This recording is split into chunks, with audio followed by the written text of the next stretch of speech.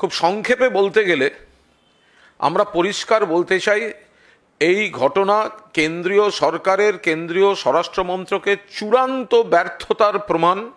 যে বিজেপি এমপির পাস নিয়ে এরা ভেতরে ঢুকেছিলেন, প্রতাপ সিম্বা, আমাদের প্রশ্ন, সামান্য একটা প্রশ্নের পাসওয়ার্ড দেওয়ার জন্য যদি মহুয়া মৈত্রর সাংসদ পদ বাতিল করা হয়ে থাকে, একটা পাসওয়ার্ড দেওয়ার জন্য যদি মহুয়া মৈত্রর সাংসদ পদ বাতিল করা হয়ে থাকে, তাহলে আস্ত পাস দুষ্কৃতীদের হাতে দেওয়ার জন্য কেন প্রতাপ সিম্বাকে পার্লামেন্ট থেকে বহিষ্কার করে দেওয়া হবে না এবং তার বিরুদ্ধে লিগাল প্রসিডিংস শুরু হবে না?